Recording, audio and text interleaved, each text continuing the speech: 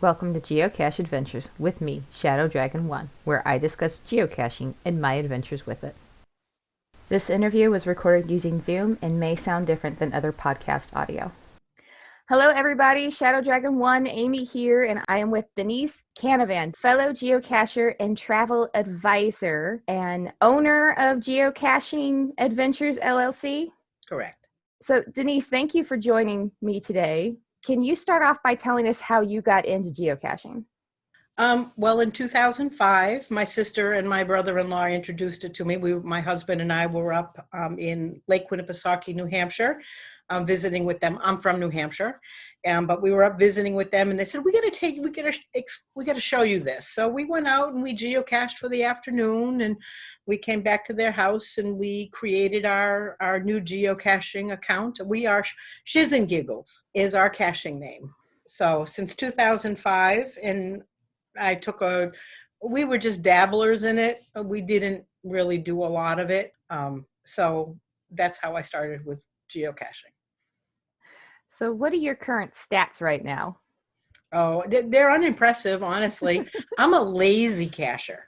I love geocaching for where it takes you and the unique places that you're going to go see and the unique things that you're going to discover. But I have never been good at homework. And when I started in 2005, you would go caching and then you'd have to go back and sit down and log your caches. And no, that wasn't going to happen. So up until when it became part of an app where you could log it right from your destination, I didn't log a lot. I love doing it, but I didn't log. I've got 1,046 caches right now. And I think I have my country count is very high. I think I have over 30 countries that I have been to. You have quite a few of them. Yeah, a lot of countries, a lot of states, but unless I can log it right away, it's too much work for me to go back and do it. And I'm too busy creating new adventures for other people. So Geocache Adventures LLC is a travel agency based around geocaching. Did I get that right? Cruise Planners American Express is my franchise. I own a franchise. I'm a travel agent within Cruise Planners American Express. Okay.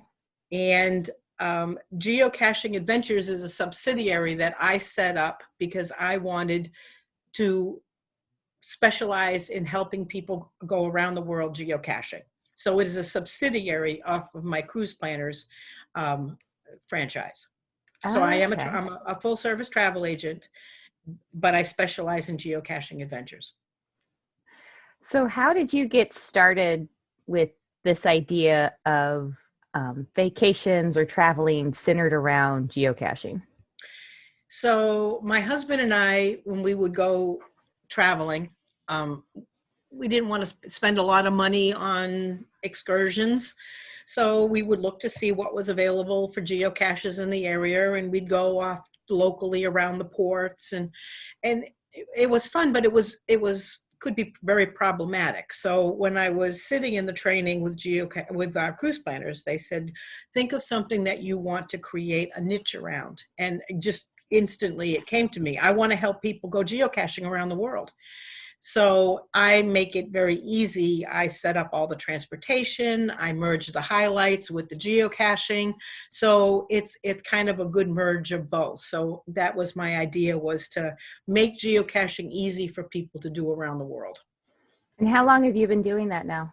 10 years. 10 years. Yeah, Nice. 10 years. And loving every minute of it. So initially I would pick, where do I want to go? And then I'd invite geocachers to come with me. So nice. I still do that. So, and then I also reached out to the #1 geocacher in the world. My first trip was Bermuda.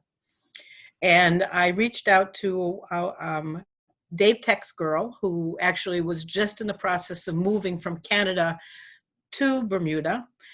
And I reached out to the #1 geocacher in the world, Ala Mogul. And working with both of them, I put together my first geocaching adventure, which was Bermuda. And it was great because I don't know if anybody has done Bermuda, but since Dave Tex Girl has moved to Bermuda, she basically put Bermuda on the map as far as a geocaching destination. There are over 300 and some odd caches on that island, and I highly recommend visiting it and going and doing her caches. She also worked with the the local tourism bureau, and they created a geo tour, which was available. Unfortunately, last year or the year before, they did stop it because it's very expensive to do a geo tour.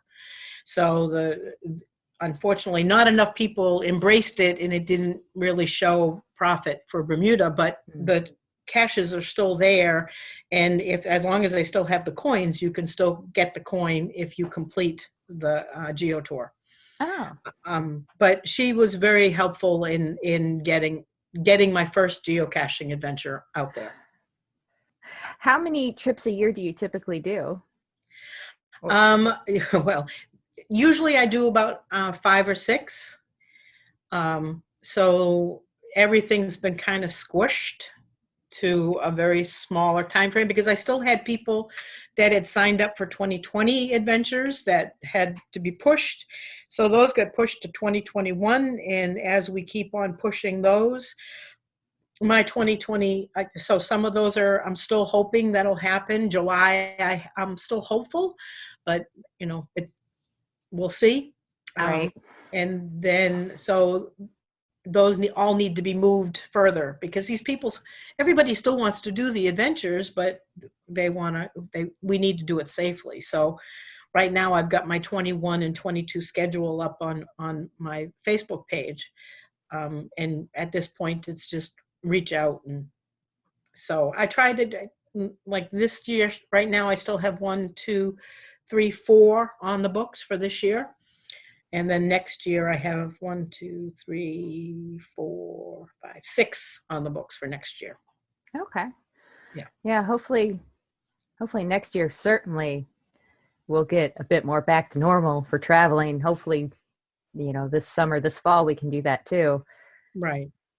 Oh. And in mine, they're fairly long. I mean, but we do add-ons. Well, I'll let you continue with your questions. Oh, no, please go right ahead. So typically there is the core trip, and I do both cruises and land. So typically there's the core trip that's wrapped around a destination. And then I do pre and posts to those trips. So depending on people's schedules, they can opt to do pre or post or just do the core trip. But my goal is to try to we're traveling far distances. So my goal is to get as much out of the travel as we possibly can. Because some of them were like China or Australia or Hawaii. We're going quite a distance. So you want to get the most out of that destination. So how long are they typically last? They range anywhere from 8 days to 21, 24 days. Oh, wow. Yes. I'm going to need a little bit more vacation days for that. But again, you don't need to do the full tour. You can do whatever you're comfortable with within that time frame. So the 8 might be a 7-night cruise, the main one, and then the extended would be the add-ons. Right. Okay. Yeah. But when we're going far away, those I typically stack up quite a bit on them because when you're flying a day to get someplace, and chances are you might not get to that part of the world again, you want to take advantage of everything that you can out of it. For sure. So how heavily focused are these trips on geocaching? Because a lot of us have muggles that we drag along with us. And that's what I try to do, because my husband was not a geocacher. He didn't really embrace it. as much, similar to your situation. So what I do is it's about 30% geocaching and 70% about the highlights of where we're going. A lot of the people that are on our trips just say, "Oh, if I just get a few in a country, that's really all I'm interested in. It gives me the country, but I'm really interested in seeing what the highlights are." And if there are destinations, like Alamogul, the number one geocacher, for a number of years, when he wanted numbers, but his wife is not a cacher. So she was really excited about our trips because finally she was able to travel with him and still get the benefit of being able to enjoy a destination. And for those people that want to get more caches, I make other arrangements for them. So, while some of us might be going off for a wine tasting, I might hire another driver to take them to go just do caching. So, we work around it as much as possible. But if you are a numbers cacher, my trips are not what you want. The 30/70 sounds like a pretty good mix. It is. It is. I mean, and it really, the destination's going to set that tone too. Because when you're in Europe and we've got a 40 passenger bus, it's kind of hard to go off that beaten path to go get that cache because the bus won't go down there. So how do you research and plan these caches for your visit? You mentioned earlier a bit talking to other geocachers. Is that what you typically do to plan these? What caches are the best to go hit? Yes. What I tell my participants is, I'm planning everything else. Your job is to look at where we're going and what caches you might be interested in, and let me know what you're looking at, and we will look at the destination, where the cache is, and see if we can roll it into the trip. So I'm a favorites person. I don't just want to stop on the side of the road just to get, a lamppost or a guardrail cache. Again, it's numbers. I'm more about experiences and favorites than I am about that. So we look at every destination's going to has its own uniqueness. Europe is very different than caching in Brazil. Brazil, you got to be cautious about where you go, and Europe, you're limited by where you can take a vehicle. And so every destination has its unique experiences, but so far, we've been able to work around it, and everyone comes away. Most people come away very happy about the amount of caches, but those numbers people, you can never make them happy. We haven't got a cache in the last 15 minutes. Where are we stopping next? The Blarney Stone, stop. So with the tourees, is that what you would call them? The people on the tour, the tourees. So they're helping pick the caches they go to. So I imagine you get several different cache types, and they're not necessarily just virtuals or just earth caches. Oh no, we do everything.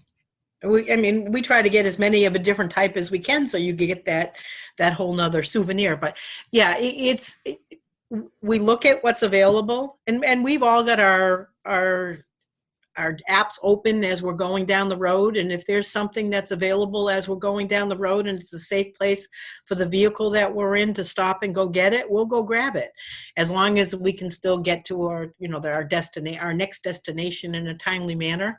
And most highlights are going to have geocaches at them anyways. So if there's something that somebody wants to get, like the oldest cache in an area or one that's got 800 favorites, yeah, we're going to try to get it. But I ask them to do the research, so there's a lot of parts to these trips. So they need to do their part, and I'll do my part. These trips sound really interesting. What has been your favorite destination that you've been to on these? Brazil. Your background is Brazil, yes. That's Iguazu Falls, where we go to get the ape cache. So if the ape cache is on your bucket list, and for those that don't know what the ape cache is, there are only 2 ape caches left. And when they did the Planet of the Apes remake back, I don't even remember when they did it, they put ape caches out at all the destinations where they filmed the movie.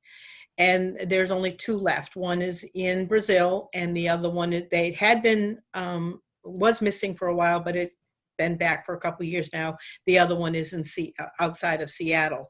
So there's only 2 left, and it's kind of a holy grail of caching for a lot of people. So, and you do get credit for the ape cache discovery.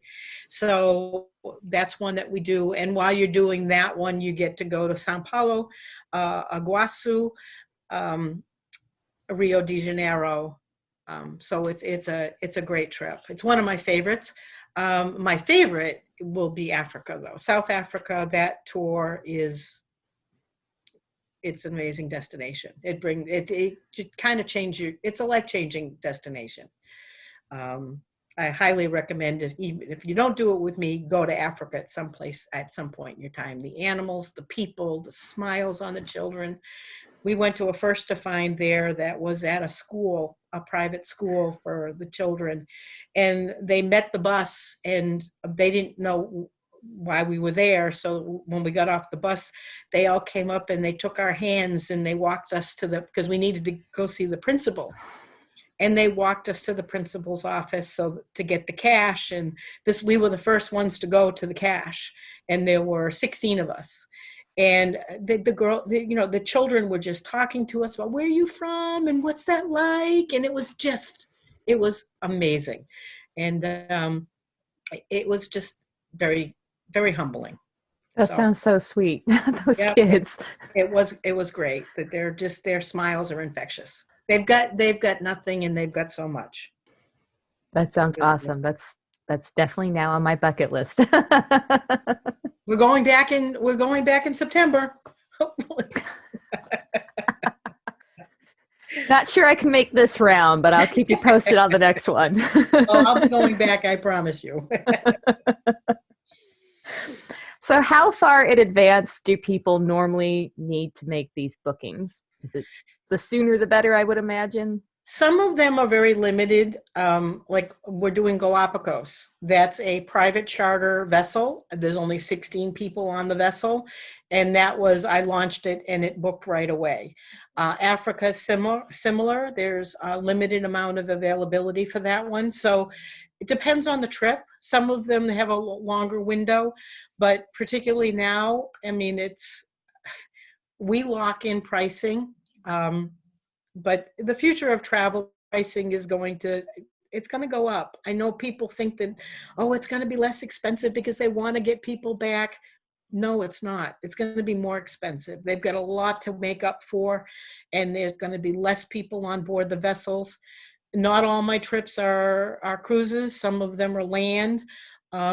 So there's a lot of lost money there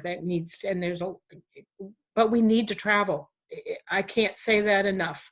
This world is hurting because we are not traveling. And you think of all those destinations where they rely on tourism for their bread and butter, and they haven't had it for almost a year now. So as soon as we can, we need to do it. So the sooner you can book these, the better you are, because you do lock in at lower pricing. And if the prices do get down, I monitor them all the time. And if the prices go down, I go and negotiate lower rates. Warning, this part of the show contains spoilers for the cache that is about to be discussed. Okay, so every episode we do a cache highlight, and you have graciously agreed to highlight a cache for us, and you have chosen the Grotto. Cache ID GC9CBB. This is a virtual cache, and the description just contains the logging requirements. So if you're interested in what those are, head over to the cache page and check that out. So this was in Tennessee, Memphis, Tennessee. If you go to Memphis, Tennessee, look up favorites, and this will be at the top of the list. This is in a cemetery, and this family built this grotto in tribute to a family member. And you walk through this. They're all vignettes of different scenes of Christ and religious vignettes. The colors I've seen in your photo there, are those from different colored lights, or are those natural colors of the stone? No, it's lit. This is all man-made. Oh, okay. Yep, this is all man-made inside there. I mean, even when you come up to it, they've got a bridge that goes over this little moat area that is all man-made. It's very, very well done. By far, it is my favorite cache that I have ever been to. It's incredible. So go to Memphis, Tennessee, and look for the grotto. The picture you have looks beautiful, and it is actually, that's one of the places this summer we were supposed to go last year, and we're hoping we get to go this year, and that's on the list of things to do. Fingers crossed, whenever we do finally get to make that trip. So the beauty of geocaching. Yeah. Who would go to a cemetery to check out, who would think that there would be something like this in a cemetery? Yeah, that's pretty amazing. Talk about a hidden gem. Absolutely. So Geocaching Adventures LLC is where I post most of my information on my trips. So if anyone is interested in seeing what we have. And you sent me your most current schedule, which I will include in the show notes. And I will also link to your website in the Facebook page for the episode show notes as well. Perfect. Thank you so much. I really appreciate you taking the time to do this with me today. My pleasure. We'll see you on an adventure. I really do hope so. You've been listening to Geocache Adventures with me, Shadow Dragon 1. If you enjoyed this episode, please take a moment to leave a review wherever you listen to podcasts or on the Geocache Adventures Facebook page. Have you heard of FTF Magazine? It's the magazine for geocachers. Issues come out every 2 months and are full of photos and stories from geocachers just like you. Go to ftfgeocacher.com to subscribe today. And if you know any other geocachers that may like this podcast, please share it with them. I really appreciate your support. Thank you so much. Do you have a topic you'd like to hear discussed? Do you have a geocache adventure you would like to share for the Cache Highlight? Would you like to be a guest on the show? Reach out to me at geocache.adventures.podcast@gmail.com or on the contact page at geocacheadventures.org.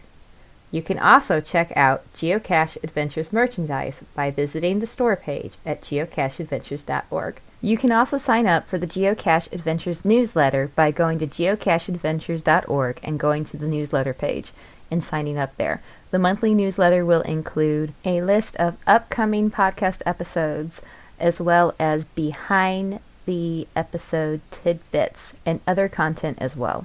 Thank you for listening, and I hope you've enjoyed this show.